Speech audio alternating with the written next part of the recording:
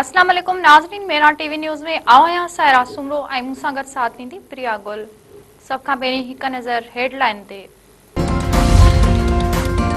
Peoples party जे chairman Bilawal Bhutto Zardari पारां वफ़ाक़ी हुकूमत खां हिकु भेरो ॿीहर ॿोॾि मुतासिरनि जी बेनज़ीर इनकम सपोर्ट प्रोग्राम ज़रिए मदद करण जी अपील। बिलावल भुट्टो चयो आहे त कुदरती आफ़त ते सियासत न करणु घुरिजे, ही वक़्तु सियासत जो न पर अवाम जी ख़िदमत जो आहे। ॿोॾि सबबि ॾखण पंजाब में तमामु घणो नुक़सान थियो आहे। सिंध जे कचे जा माण्हू बि मुतासिर थिया आहिनि। बदकिस्मती आहे जो हुकूमत हिन वक़्त ताईं आलमी इदारनि खे मदद जी अपील नाहे कई। कराची में मीडिया सां ॻाल्हाईंदे बिलावल भुट्टो ज़रदारी चयो आहे त कराची में पीअण जे पाणी जे मसइले जो गॾिजी हल कढणो आहे। सिंध हुकूमत कराची ते ख़ासि ध्यानु ॾिनो आहे। उमीद आहे त वज़ीर आज़म कराची खे शहबाज़ स्पीड ॾियण वारो वाइदो पूरो कंदो। DGISPR लेफ्टिनेंट जनरल अहमद शरीफ चौधरी चयो आहे त भारत रियासती सरपरस्ती में पाकिस्तान अंदर दहशतगर्द कार्रवाई में मुलविस आहे। पाकिस्तान भारतीय दहशतगर्दी जा सबूत केतिरा ई भेरा गॾियल क़ौमुनि में पेश करे चुको आहे। मार्का हिक दौरान सदर ट्रंप जो क़ाइदानो किरदार स्ट्रेटेजिक लीडर तौर साम्हूं आयो। पाकिस्तान जा बिरादर मुल्क चीन सां बि तइमीरी ऐं स्ट्रेटेजिक लाॻापा आहिनि। जर्मन मीडिया खे इंटरव्यू में DGISPR वधीक चयो आहे त पाकिस्तान अफ़गान पनाहगीरनि जी 40 सालनि मेज़बानी कई। इंसानी हमदर्दी जे बुनियाद ते पनाहगीरनि जी वापसी जी तारीख़ में केतिरा ई भेरा वाद कई वई। गैर कानूनी तौर रहंदड़ अफ़गानिस्तान शहरी दहशतगर्दी ॾोहनि में मुलविस आहिनि। अफ़गानिस्तान में अमेरिका जा छॾियल हथियार दहशतगर्द इस्तेमाल करे रहिया आहिनि। पाकिस्तान में कंहिं बि हथियारबंद जथनि लाइ का बि जॻह नाहे। पढ़ई खाते जे तर्जुमान शफ़क़त अली ख़ान चयो आहे त पाकिस्तान ऐं सऊदी अरब विच में स्ट्रेटेजिक मुआहिदो ख़ालिस दिफ़ाई नोयत जो आहे। दिफ़ाई मुआहिदो कंहिं टे मुल्क ख़िलाफ़ नाहे। मुआहिदो खिते में अमन सलामती ऐं इस्तिकाम में अहम किरदार अदा कंदो। 1960 जे ॾहाके खां दिफ़ाई तावन पाकिस्तान ऐं सऊदी अरब विच में लाॻापनि जो अहम थंब आहे।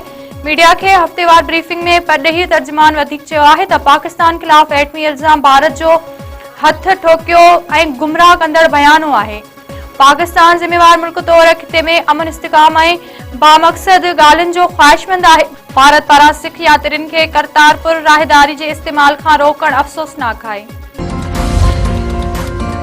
तहरीक इंसाफ़ सेनेटर हामिद खान सेनेट जे स्टैंडिंग कमेटी जी मेंबरशिप तां इस्तीफ़ा ॾेई छॾी। सेनेटर हामिद खान पंहिंजे इस्तीफ़ा सेनेट सेक्रेटरी में जमा कराई। हामिद खान जो चवणु आहे त इस्तीफ़ा रज़ाकाराना तौर बानी PTI जी हिदायत ते ॾिनी आहे। PTI बानी तहरीक इंसाफ़ जे अॻूणे पर्सनल सेक्रेटरी जे तोशा ख़ाना बाबति शाइदी खे रद्द करे छॾियो। PTI चेयरमैन बैरिस्टर गौर चयो आहे त समूरा शाइद बेबुनियाद ऐं बोगस आहिनि। दॿा में शाइदियूं ॾेई रहिया आहिनि। तोशा ख़ाना 2 समेत समूरा बेबुनियाद केस ठाहिया विया। मीडिया सां ॻाल्हाईंदे बैरिस्टर गौर ख़ान वधीक चयो आहे त चीफ जस्टिस खे जॾहिं ख़त लिखियो वेंदो आहे त उनखे पटिशन बणाइण पवंदी आहे। बानी PTI जे ख़त जी ॿुधणी करे रिलीफ ॾिनो वञे।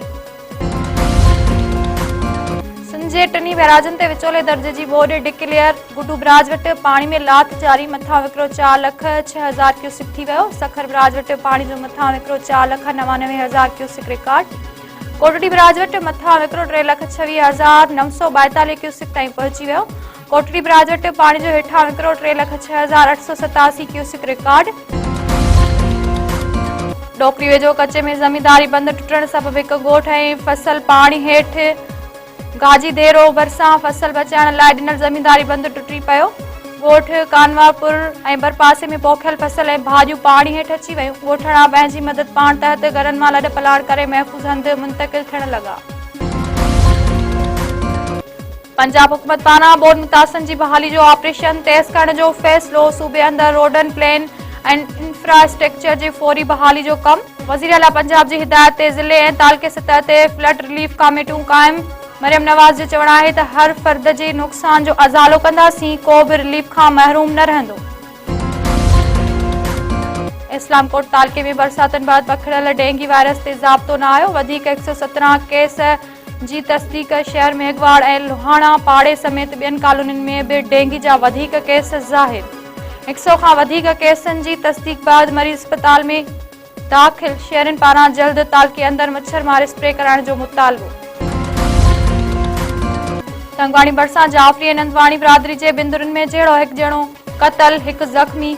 ॻोठ अलहवरा नंदवाणी में जहिड़े दौरान फायरिंग में 22 वरियनि जो राहिब नंदवाणी मारिजी वियो। इमरान नंदवाणी ज़ख़्मी।